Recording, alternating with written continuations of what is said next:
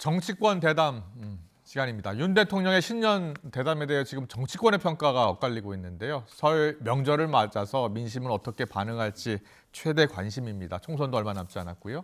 여야 총선 준비도 지금 본격화하고 있습니다. 정치권 소식 두 분과 함께 정리해 보겠습니다. 이종훈 정치평론가, 조기현 전 민주당 법률위 부위원장 나오셨습니다. 어서 오십시오. 안녕하세요. 안녕하세요. 안녕하세요. 네. 안녕하세요. 윤 대통령의 신년 대담 이후 여론의 반응이 주목되고 있는데요. 정치권에서는 엇갈린 평가를 내놓고 있습니다. 화면으로 만나보고 오겠습니다.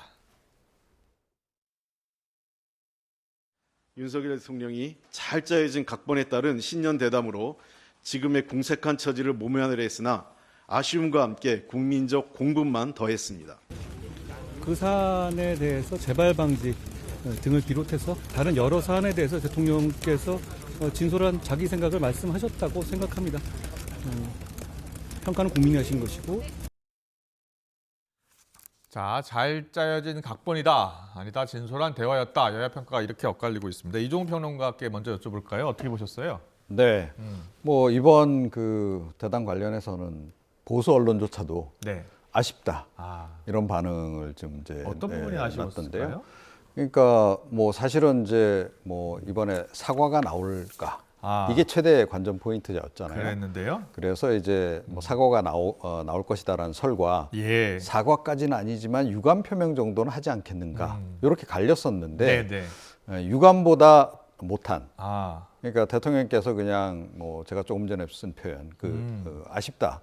이 표현만 계속 쓰셨다는 거죠. 예, 그래서 유감조차 없었다는 부분에 대해서도 이 지금 보수 언론조차도 좀 부정적으로 좀 평가를 좀 하고 있는 그런 상황인 것 같습니다. 그렇군요. 잠깐 한번 들어볼까요? 그 김건희 여사 명백 논란에 대한 대통령의 입장이요.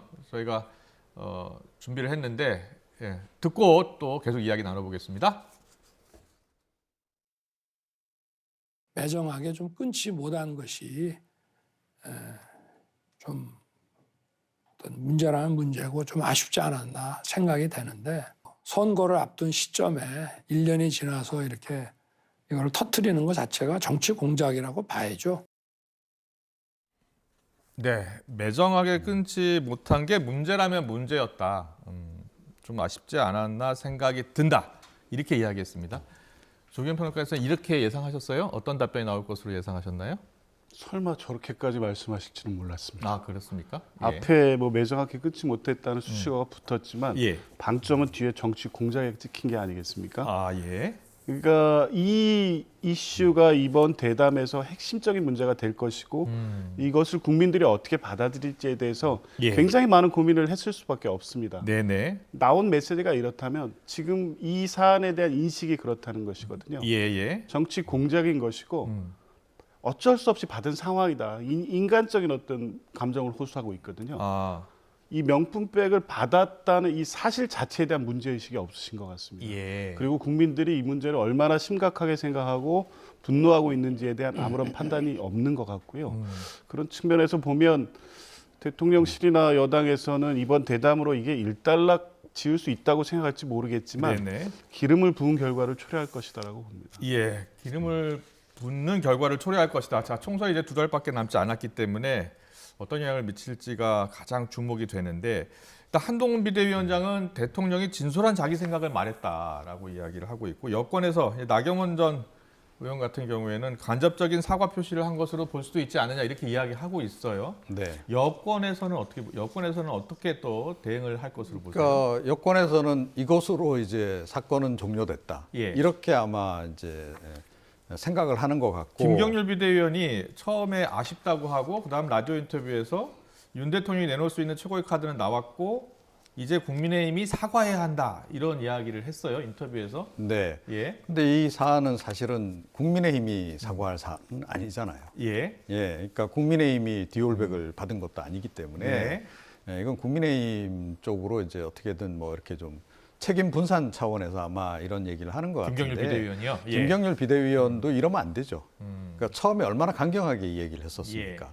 그거에 비해서 뭐 갑자기 이제 지난번에 뭐 한동훈 위원장 뭐 사태 관련한 논란 공방이 있었고 봉합하고 나서부터는 기류가 확 달라져도 너무 180도 달라진 데다가 너무 확 지금 고개를 좀 수그린 그런 그 상황이어서 국민들도 이 참 김경률 비대위원의 이 행보에 대해서는 납득하기 좀 어렵다 이런 반응을 좀 많이 보이고 있기 때문에 김 비대위원이 저런 표현을 하면 오히려 더 국민들 공분만 더 유발할 뿐이다 이렇게 생각하고 한동훈 위원장도 뭐라 그랬습니까? 그러니까 국민들이 보기에 아쉽게 생각할 부분들이 좀 있다, 우려할 부분들이 있다 이렇게 이야기를 했다고 한다면 그 맥락에서 평가를 좀 해야 되는 거죠. 그래서 뭐 그래야 되는데 국민의힘은 지금 완전히 이 대통령실하고 지금 기조를 함께하고 있는 그런 상황이 아닌가 이렇게 생각합니다. 그동안 여론은 이제 대통령이 사과를 해야 된다라는 그런 여론도 있었고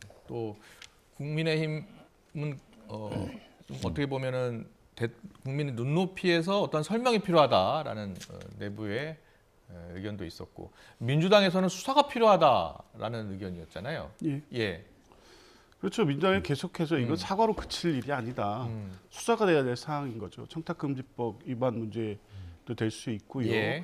혹시 대가 문제가 결부될 수 있었다면 뇌물죄 문제도 될 수가 있습니다. 물론 수사를 해봐야 되고 이 법 적용 문제에 있어서는 이후에 이제 검토돼야 될 문제지만 사안 자체로는 수사 대상인 건 분명하죠. 그런데 그 최소한 적어도 국민에게 할 수 있는 최소한의 도리는 사과이기 때문에 대통령께서 이번 기회에 그 정도만이라도 해주시는 게 필요했다고 보는데 지금 뭐 사과, 사실상 사과, 간접 사과, 국민의힘의 사과 도대체 이 얘기를 국민들에게 어떻게 받아들이시겠습니까? 이런 방식으로 해서 나중에 밀리고 밀려서 사과의 표를 쓴다 한들 진정으로 이 문제의식을 갖고 국민들이 위임된 권력을 잘못 쓴 거에 대해서 뭔가 책임의식을 느끼겠구나 이렇게 판단하시겠습니까? 이미 실기했고 오히려 이제 더 걱정되는 것은 이후에 일단락 됐으니 이것은 정치 공작이고 몰카 공작이기 때문에 더 이상 이 문제를 꺼내지 말라는 식으로 언론 내지 여론을 압박하지 않을까 그 부분이 걱정입니다. 윤석열 대통령 그 대담 내용을 좀 구체적으로 들여다보니까 시계에다 몰카까지 들고 와서 했기 때문에 공작이다. 선거를 앞둔 시점에 터뜨린 것도 자체가 정치 공작이다. 이렇게 표현을 해서 정치 공작의 피해자다라는 취지로 계속 이야기를 하더라고요. 그 부분에 대해서는 어떤 생각이세요? 그러니까 이 사안 터지고 나서 대통령실의 첫 반응이 그거였었거든요. 그러니까 이거는 이제 정치 공작이다. 근데 그 프레임을 이제 안 바꾸고 계속 지금 이제 이어가고 있는 거예요. 그래서 김 여사는 이제 피해자다. 이걸 이제 강조를 하는 거고.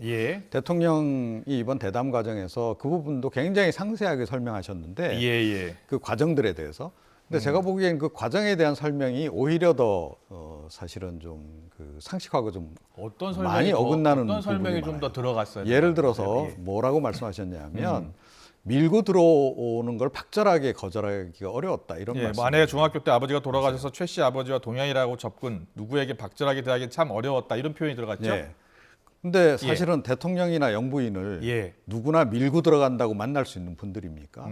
이게 상식적으로 일단 안 맞아요. 설명 자체가 좀 부족했다. 그렇죠. 그러니까 상식선하고 안 맞는 말씀을 지금 자꾸 하시는 거예요. 그래서 그리고 또 뭐 이제 뭐 절차 관련해 가지고 뭐 앞에 그 뭐 이 검색대 설치를 못해서 그래서 이제 뭐 그냥 통과가 됐다. 그 이제 그 몰카 카메라 같은 경우에 그런 말씀하시는데 그 주민 불편 이제 얘기를 하시면서 그 얘기를 하셨는데.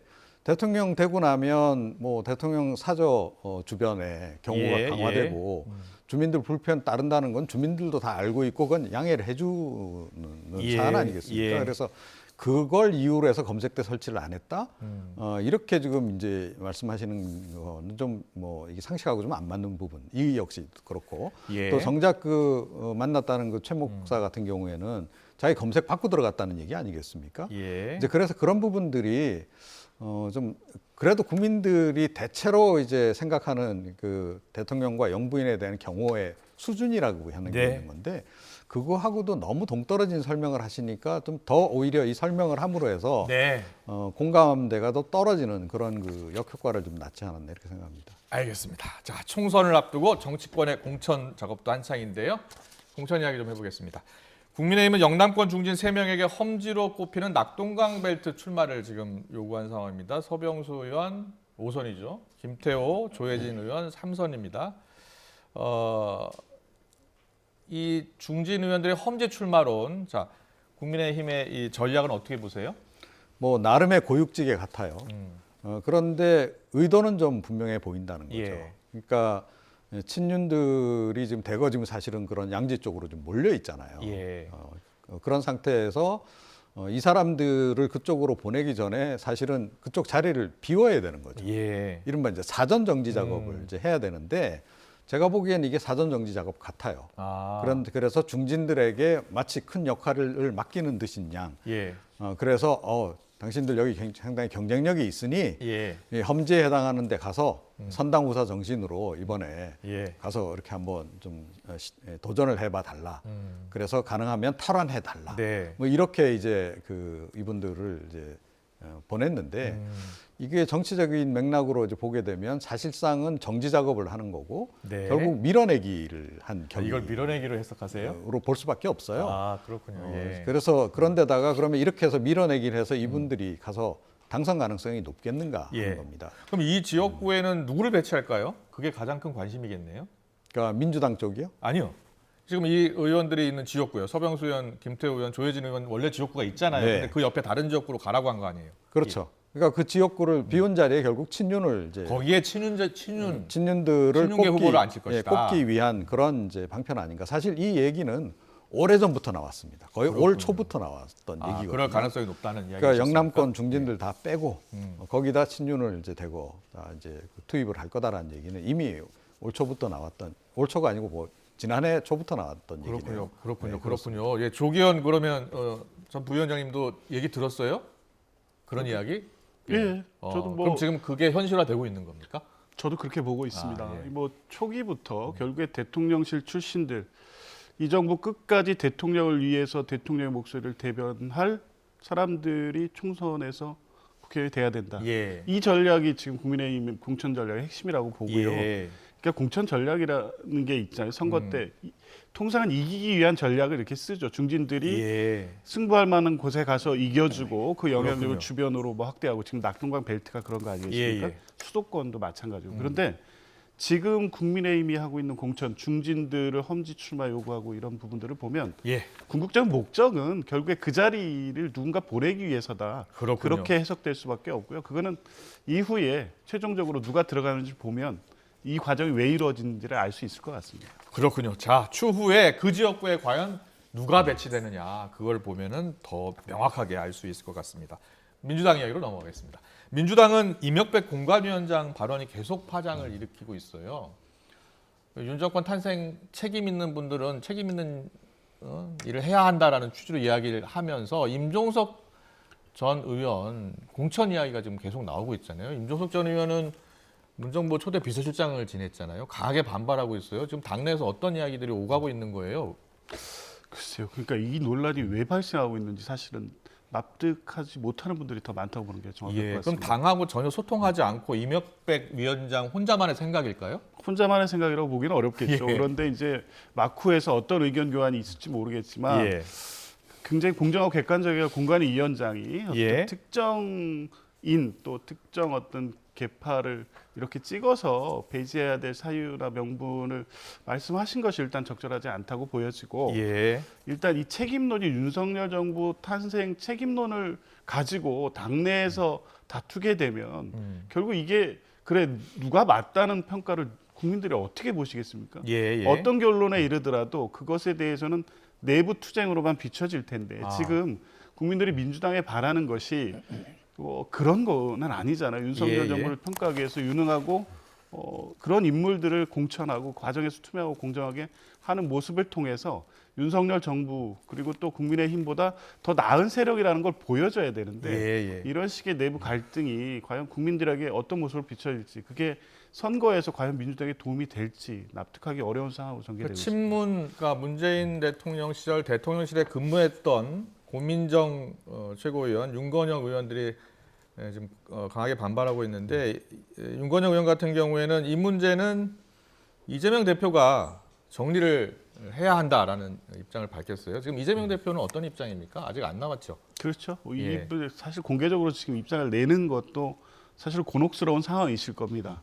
곤혹스러운 상황일까요, 이게? 예. 그렇죠. 어쨌든 친명과 친문의 대립으로 비춰지고 있는데 거기에서 지금 당에서 어떤 입장을 내는 게 적정할지에 대한 고민이 있을 것이고 특히 지금의 공천 과정은 공관위가 주도하는 게 맞는데 지도부가 또 일도 양단 어떤 입장을 정리해 버리는 게 맞지 않다는 판단도 하실 텐데 고민정 최고위원 말씀대로 어찌됐든 이게 자꾸 지도부발 친명계 최고위원발 이쪽에서 자꾸 얘기가 나오는 걸로 당내에서 알려지고 있다고 하면 적어도 공천을 한다 만다의 어떤 결정은 아니더라도 이런 식의 논란이 바람직하지 않다는 정도의 어떤 정치적 입장 정리는 필요하다고 봅니다. 그렇군요. 예, 이종훈 평론가께 또 여쭤볼게요. 이종훈 평론가 뭐 정치권 평론 오래 하셔서 어떤 의도가 있는 걸까요? 이명백 공천관리위원장이 이야기하고 난 다음에 더 이상의 이명백 위원장의 말은 없어요.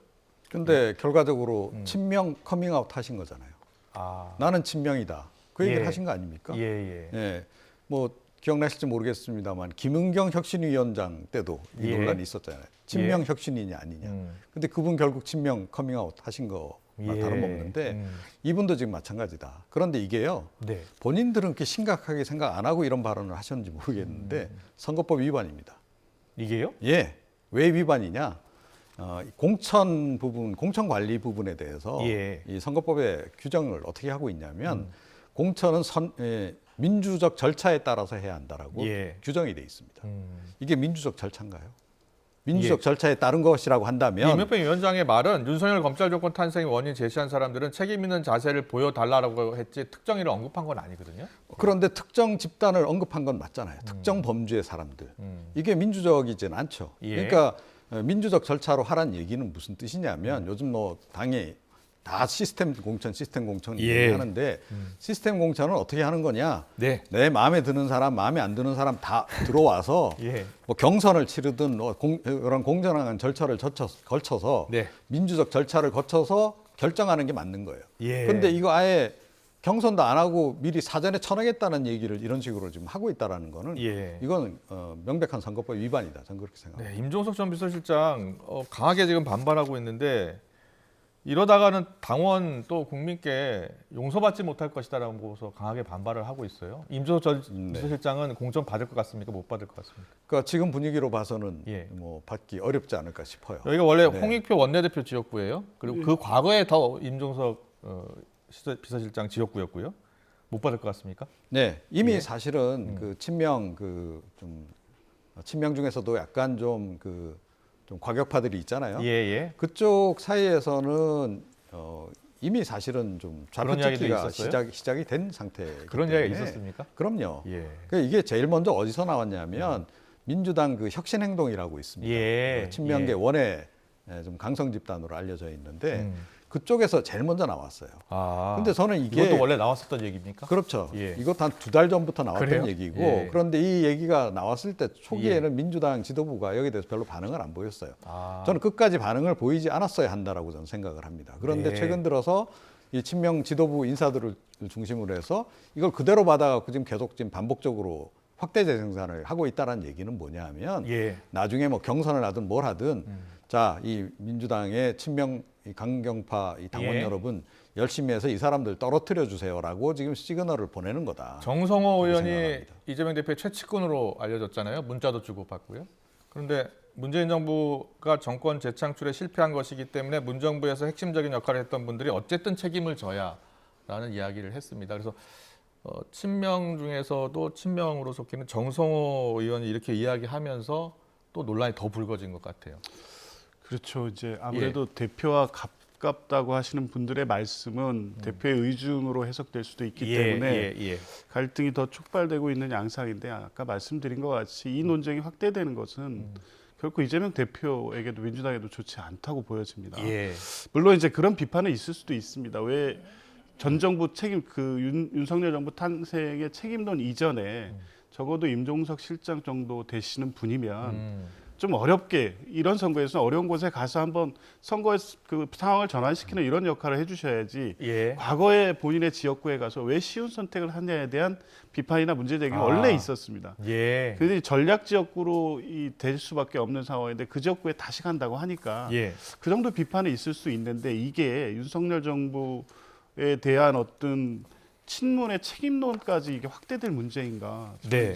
더 이상 이 논란이 확대되지 않도록 해야 되는데 자꾸 여러 책임 있는 분들 간에 이렇게 논쟁이 확대되는 것이 바람직하신 것인지 납득하기가 어렵고요. 빠른 시간에 어떤 방식으로 정리돼야 될 문제라고 봅니다. 알겠습니다. 마지막 질문해야 될 것 같은데 조국 전 장관이 어제 항소심 판결 나왔잖아요. 근데 어저께 판결 선고 2년, 징역 2년 선고가 그대로 항소심에서 나왔는데 그 선고 받고 나서 이제 새로운 길을 가겠다라고 했어요. 많은 분석은 결국은 이번 총선에 나갈 것이다. 그리고 공천 비례 지금 야권에서 추진하고 있는 통합 비례대표위원회 거기에 통합 비례대표 후보로 갈 수 있는 것 아니냐는 분석이 나오는데 그렇게 보세요?